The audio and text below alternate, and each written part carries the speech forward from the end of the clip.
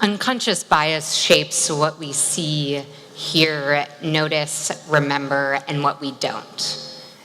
We need to understand unconscious bias in order to be able to mitigate its impact. A couple years ago, I was in a room having a conversation with a couple friends of a very serious nature, where a friend of mine, we'll call her Sarah, was expressing serious anguish and loss and detachment from her family. In that moment, our friend Adam asked first, how she was doing, how she was holding up, and she gave a vague response. And so he responded saying, "Sarah, yes or no, are you thinking about killing yourself?" I, in that moment, had my heart racing, because to me, that was a very stark thing to say.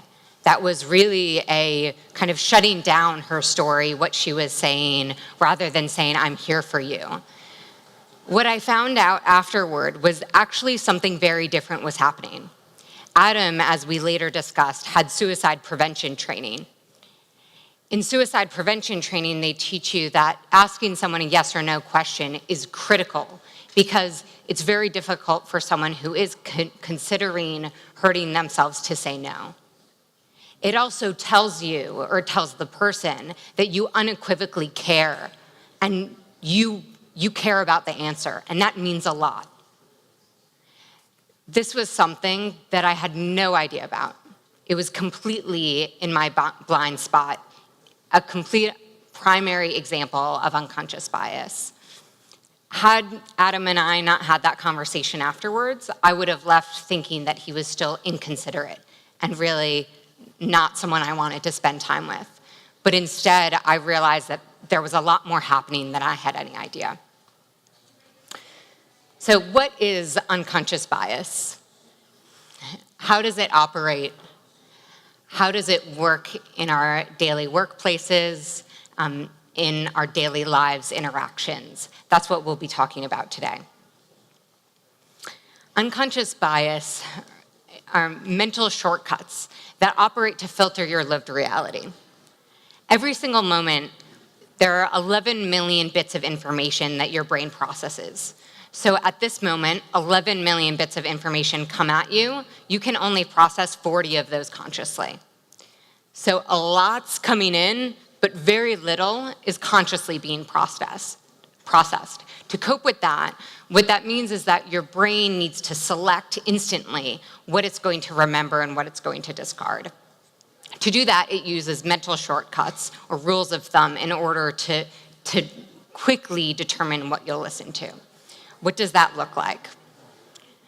Right now, for example, take a minute to think about how comfortable are you where you're sitting or standing? Do you kind of wish that maybe it was a little more of a comfortable chair? Are you cold? Are you hot? What does the temperature feel like? Do you wish you were wearing something different?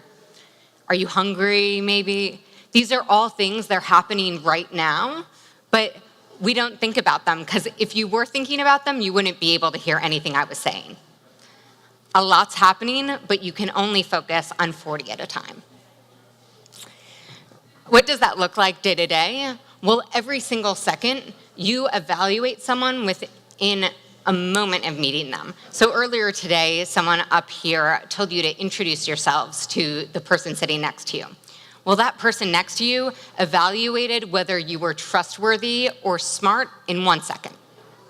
In 1/10 of a second, they evaluated whether you were trustworthy. That's what Princeton researchers have found. They also evaluated whether you were intelligent based in part on the eye contact that you made with them. Researchers have found that the ideal eye contact is 3.3 seconds. So don't be a creeper. These biases filter our reality.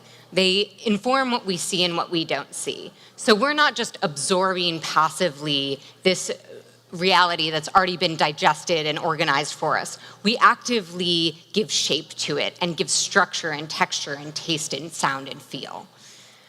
First, how does it filter what we do see and what we don't? First, what we do see. Let's look at a visual example. Here, does anyone spot an object in this photo? What do you see?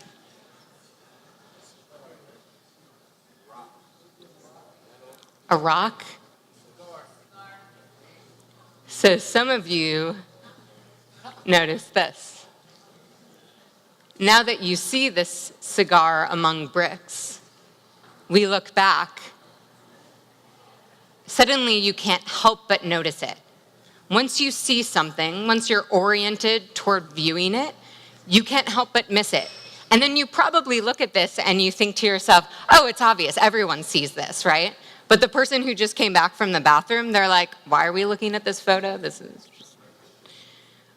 We all have these filters. We gain an awareness to something and suddenly we see it everywhere, while our colleagues don't have that. And their experience is very different. But we often forget that. So unconscious biases shape what you see, hear, notice, and remember, and what you don't. This happens, what we just did visually operates every day in a meeting. So when you leave a meeting, we all take something very different out of that. That's why after an investor meeting, one investor might leave ready to invest, while another investor isn't ready to jump the gun. Maybe the first investor has a background in sales and is focused on who the individual entrepreneur is, how they, their character traits, how they talk, their background, and they're focused on the individual. Meanwhile, the other investor may have a background in finance, and what they're focused on is only numbers in an Excel sheet. Both of them were in the same exact meeting, heard the same things, but they left with a completely different set of data. That's what happens to us every moment. It also shapes what we don't see. So an example of this is a couple of weeks ago, I danced salsa. And as many do when you go out dancing, you try to kind of avoid awkward situations because that makes our lives more enjoyable. I was finishing a dance and I saw a guy who I hadn't seen there before who basically looked like a carbon copy of Mark Zuckerberg. And, you know, was basically wearing his company t-shirt and shoes, might as well have just come out of a co-working space. And I didn't really think he'd probably been dancing much before, so I kind of kept going with the night and didn't really think much of it. At the end of the night, as I was leaving, I realized that he was on the floor breaking it down. Like, he was rocking it. And I had no idea. This was someone who I just missed him because I didn't peg him as a dancer, because dancers usually wear dance shoes, nice shirt, you kind of go out with your dancing costume. He didn't look like that. Because he didn't look like a dancer, I missed an opportunity. Luckily, this opportunity was just a dance. But every day we miss opportunities in who could be our business partners, who we might invest in, what great ideas are. We don't see them because they might not look like what we anticipate. One of the primary biases that is responsible for this is confirmation bias. Confirmation bias is, as it's termed in cognitive science, is how we locate information. Once we have a belief, we locate information that agrees with that belief. So once I thought that Adam was a jerk and inconsiderate, I would have continued to locate information that indicated that he was indeed a jerk. So when you meet a colleague, maybe it's his first day on the job and seems really kind of aggressive and he's late to the meeting and really unfriendly with you. And then the next day he comes in and brings you coffee. What do you think to yourself? You might think, oh, he's trying to buy my favor. Rather than, oh, maybe this guy's a nice guy. Like, maybe we could get along. We usually, once we establish a belief, we actually locate information that confirms that belief rather than questioning it. So it impacts us every day. And it impacts what we see because once we see it, we're looking for it. And it impacts what we don't see because once we've never seen it, we have no reason to gather that data. Critically, it impacts teams. In teams, the most detrimental category of biases are the unconscious biases we have about people. The unconscious biases that we hold about social identity groups are ones that inform how we interact, communicate, and collaborate. And that's critical to today's workforce. Social identity groups include race, gender, sexual orientation, disability, religion, class, and all of them shape both how we see the world and how we experience others in the world. They actually, what's interesting is they impact our capacity for memory. So if we hold a conscious bias, we then locate and look for it. So if I hold the unconscious bias that women aren't very financially savvy, I will actually notice when Sally on my team has difficulty understanding the financial models, but I won't remember as vividly when Jonathan does. Maybe both of them are confused at the same time in the same meeting. A week later, the confusion I'll remember is Sally's. Similarly, it applies to if you hold the belief that African Americans are more aggressive, then you'll actually remember the anger of an African American colleague more than you will a white colleague. So you'll remember Jamal's anger more than you will Jonathan's. And this actually impacts how we understand our collaborators. It also causes us to miss information of those individuals. So I actually miss a number of times that Jamal is not angry at all. He's happy every single day, right? But it's not consistent with my stereotype, so my brain does not attach the same significance. Same with Sally. I don't realize that, of course, she's on top of everything 99% of the time, but it doesn't actually stay in my memory. So it also impacts how you hear this talk right now. What you hear, what you don't hear, and how you hear it impacts how you understand and how you interpret what I'm saying in this talk. So think about something for a second that really stood out to you. One thing that is you'd take away or tell your colleague. Just take a second to think about that.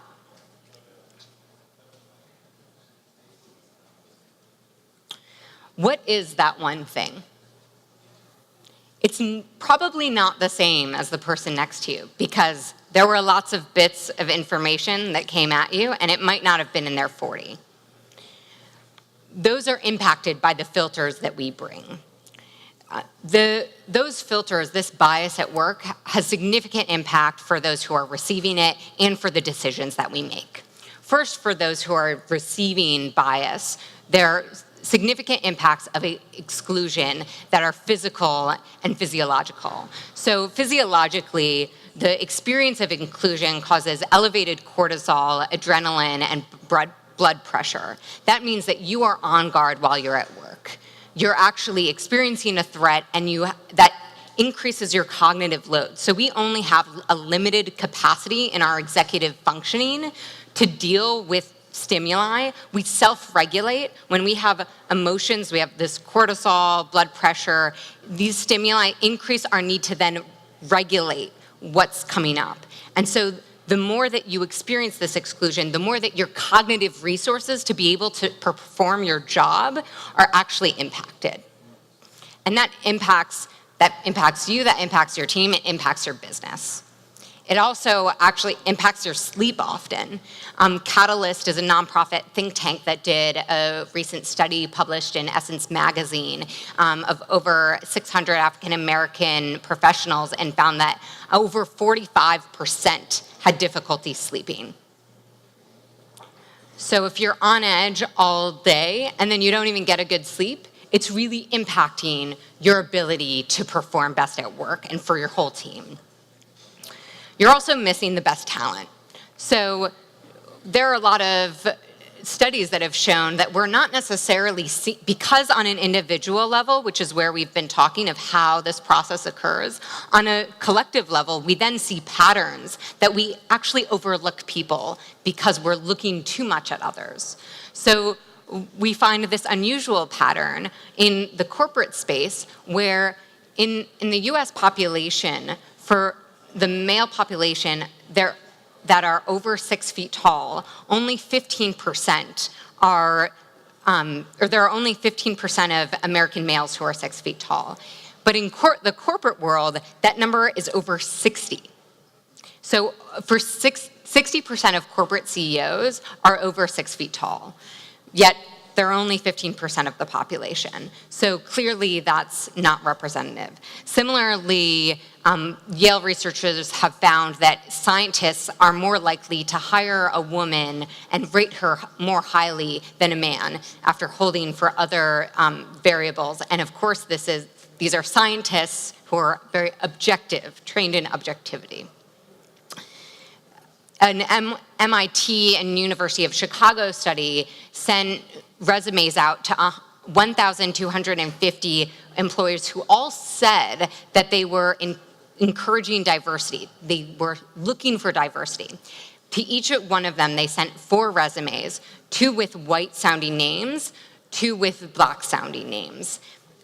Within each, there was one that was average and one that was high-performing.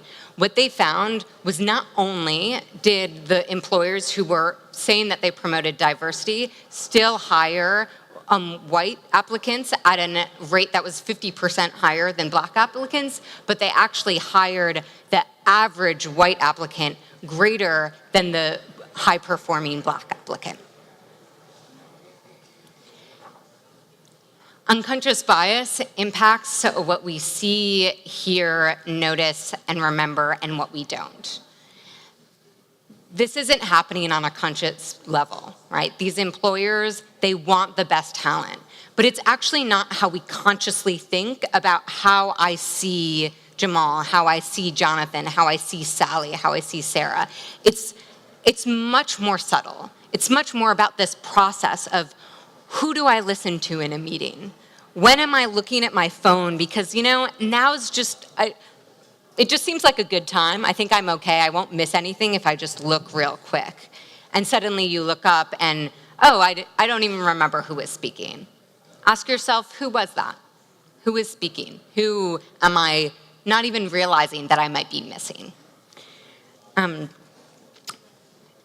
first step in unconscious bias is understanding what it is and which ones we have. The question is not, do we have unconscious bias? It's which ones do we have and how do they operate?